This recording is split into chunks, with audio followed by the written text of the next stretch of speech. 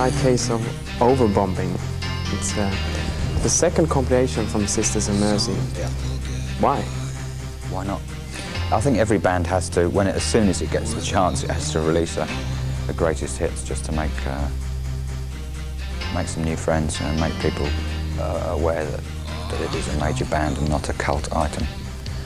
I really don't like the reputation of being a cult act. Yeah, I think if what you do is good, then it's not only a challenge, but it's a responsibility to spread it to as many people as possible. Are you more satisfied with a slight case of overbombing than the other compilation album, Some Girls Wander by Mistake? Oh yeah, Some Girls Wander by Mistake I've always described as kind of like baby photos. It's like a collection of baby photos. It's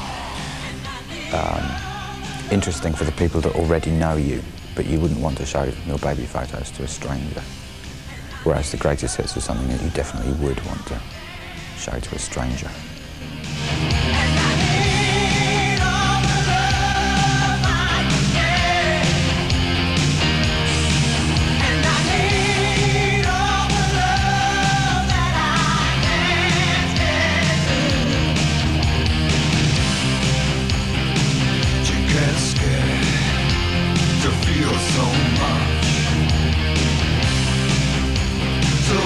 Somebody touch you.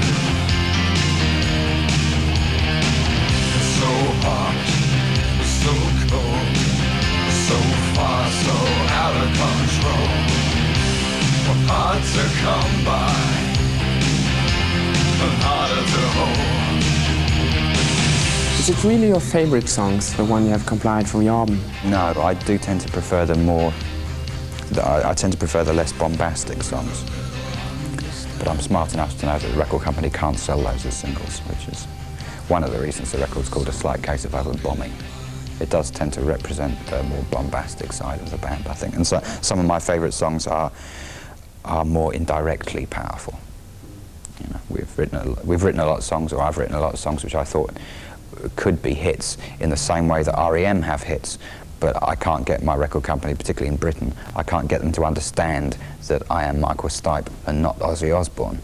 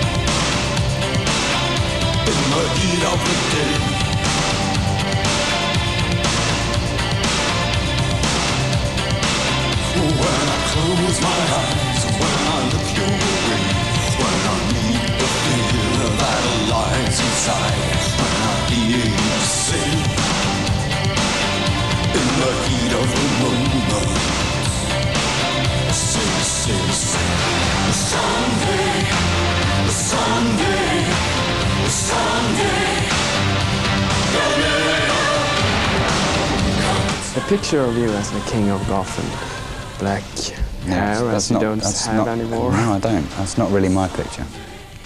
I have to go a long way to prove the point. I very, very, very rarely appear on stage in black clothes because I just know what people are going to say about the records, because there's a lot of lazy reactions to my work based on a false interpretation of what I wear. Mostly I go on stage in yellow or white, but I've found that you have to do that for 5 years before people notice that maybe the popular impression of you is slightly wrong. That's just something that I have to live with. Down in the streets of shame, in the betting on names on gold to rust. You gave like as a whole style, while the girls were dressed like Susie Sue, the guys were like you. How do you feel about it? Well, not the guys I hang out with. No. Or the girls, incidentally. But how does it feel to be like a kind of stylist as well? I don't feel responsible for that. I really don't feel responsible for it, so it doesn't, you know, unless somebody like you asks me that kind of question, it really isn't something I think about. You know, if I see someone dressed like the kind of people you're describing. If I see someone like that standing at a bus stop, I don't react to it any more than I would seeing a housewife at the bus stop. I really don't feel connected to it. I don't feel responsible for it.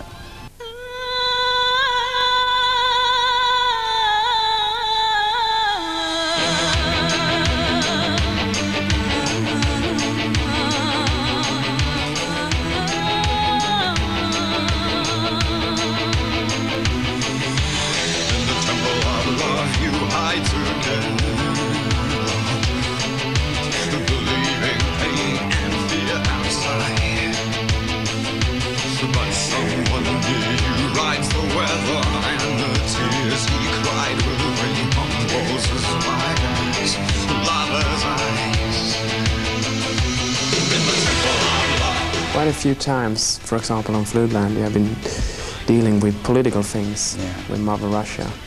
Is your interest for politics still as big as? Yeah, I think it's important. And as an artist, I tend to interpret politics through the details of everyday life. I'm not very good at singing slogans. On the occasions where I do sing slogans like Mother Russia, rain down, down, down, that's as much of a metaphor as any direct political statement. But I am a political animal, and I think it's important that people pay attention to what's going on around them. People that say to me, we're not interested in politics, to me they're just people who accept what goes on around them, and I find it very difficult to accept that without commenting or without wishing to change it. And I've always tried to make records for the world as it is. That's why I maybe have a reputation as a pessimist or a cynic. I don't regard myself as either of those two things. I regard myself as a realist. I've always tried to make records that reflect the real world. It's tough, but that's not a dark point of view, that's just realistic. And I've always tried to write songs which show you how you can have fun in a tough world, and how you can find that path through the minefield, you know.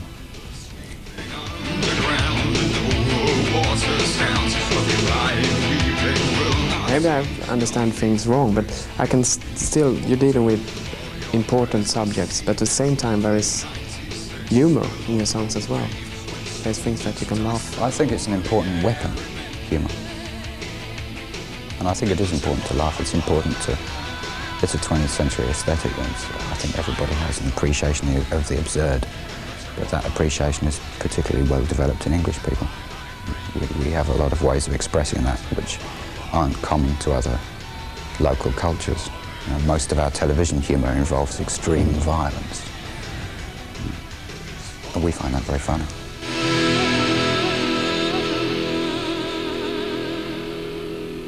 I like songs that I think if you can make a song mean something, then why not? It's cowardly to back away from that challenge, I think. Apart from which it's what I'm best at, so why should I give up making songs that mean something? One of the great things about this band, why it's still going, or why the whole idea of the Sisters still means something, is that we do reach people in a different way to most bands. We might not mean as much to as many people, but we mean more to the people that we reach. And I think there's a place for bands like that. I have no problem with Roxette. I have no problem with a band that writes great tunes for the maximum number of people, but that's not what I do. What I do is I write songs that mean more, and I accept the fact that I reach less people. I try, especially with records like A Slight Case of Overbombing, I try and reach more people. But ultimately, if I have to choose between reaching more people or reaching a few people deeper, I will choose to reach a few people deeper every time. 'Cause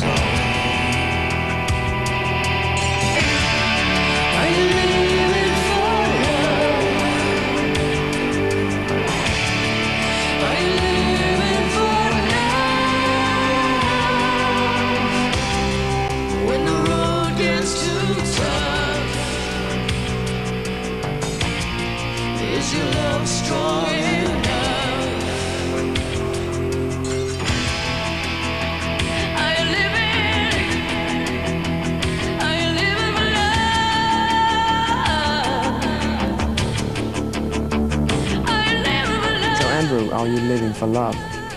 Well, that's a complicated question, and my answer to it is even more complicated. That's where the 2 minutes at the end of the song comes in, where I'm singing real fast.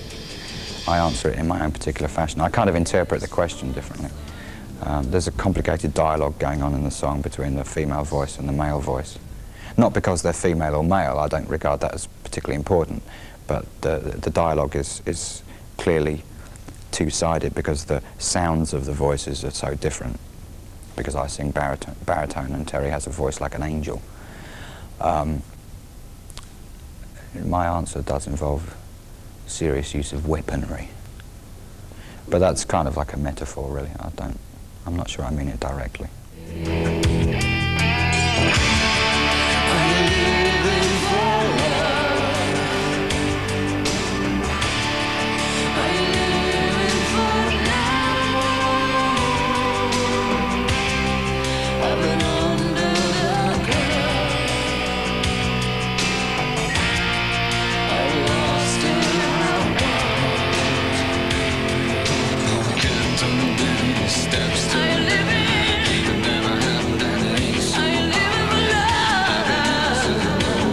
Very pleased with it on the album. I'm not sure whether it makes such a great single because the sting in the tail of the song doesn't really happen for about 4 minutes, and these days 4 minutes seems to be a long time to ask people to wait for the punchline, especially when it takes me 2 minutes to sing the punchline and I'm singing pretty fast by that stage. It's kind of complicated, and most people don't like complicated music anymore, do they? I always try and keep the surface fairly simple, and I try and have a good tune so that people get sucked in before they get hit. But I like to put a lot of stuff underneath, and that's quite unpopular these days, I think. People just want a song that goes, baby, boogie, baby.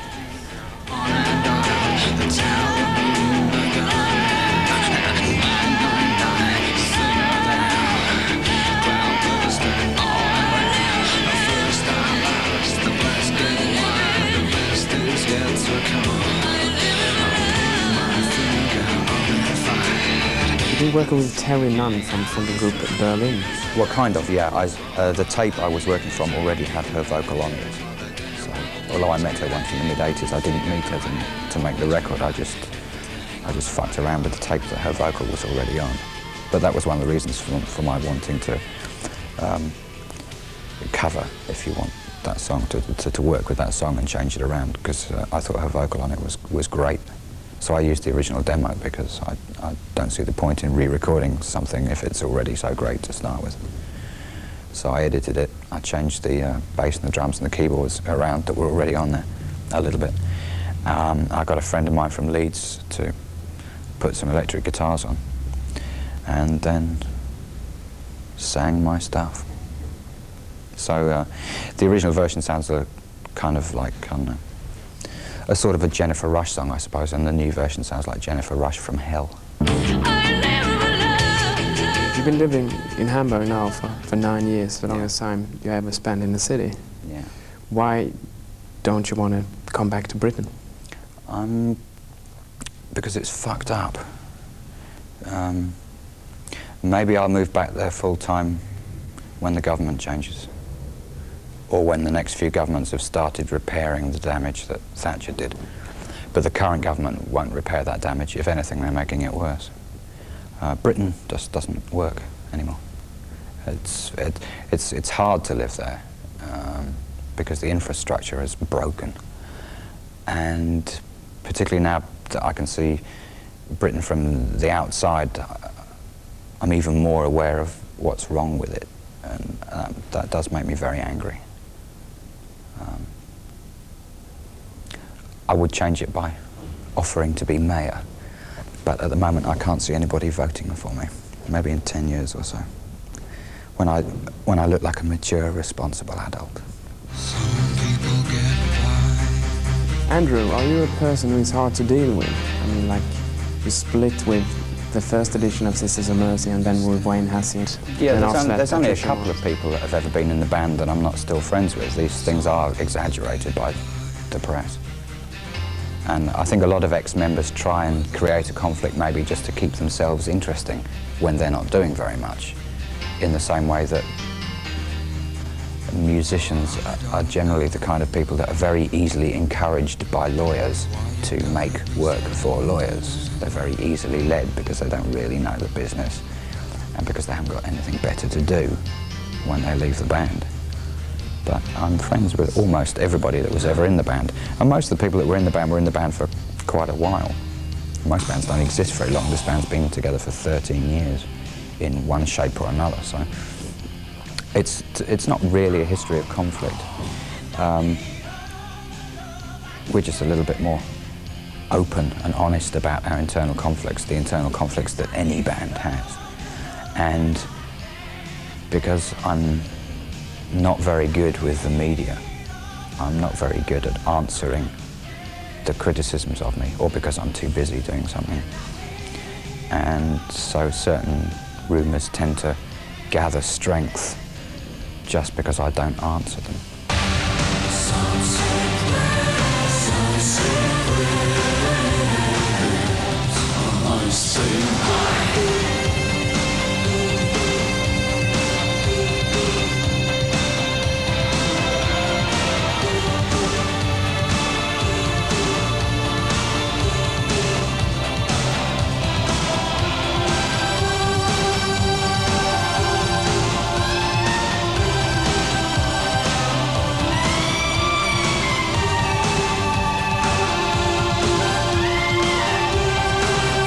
Looking back on the split, was the reason really still that the words Wayne wrote for the lyrics of his was thing that you couldn't? Yeah, I tried to sing them. There are a few bootlegs in existence of me trying to sing Wayne's words. You can just hear that I'm just not convinced by them. I can't breathe any meaning into them. And the other big issue was the whole issue of lifestyle. Those guys all loved to be on tour and they really didn't like doing anything else. And for me, it was exactly the opposite. You like the studio better and... Yeah, I really don't like being on tour. Playing concerts is one thing, I can just about handle that. But being on tour is, I find it really dehumanizing. And there are things that I prefer to do. And because I can do those other things, I choose to do those other things. Wayne's form of writing is too hippish for you, like flowers and gardens and... Yes, I have a problem with his imagery, but mostly I have a problem with the fact that his songs don't mean anything and they're not intended to mean anything.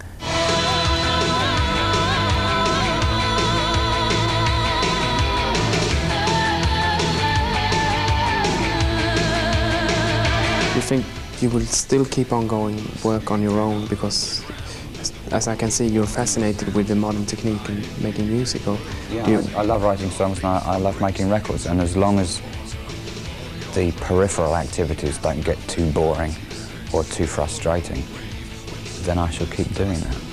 You know, when I next get the chance, I'm going to go home, think about some new songs. I'm going to start doing that on my own.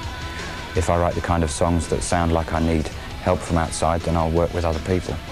Otherwise, I'll keep working on my own for the next album. I don't really know until the songs for the next record take shape what kind of people I'm going to have to work with, if any. Is there someone you want to work with? Not particularly, no. Not for a whole album. I mean, there are certain people I'd like to work with for maybe one single. There are producers that I would like to work with, that I would like to try working with. And there are singers that I'd quite like to make one song with. But as far as the band goes, I think I want to see what the songs ask for before I make those kind of decisions.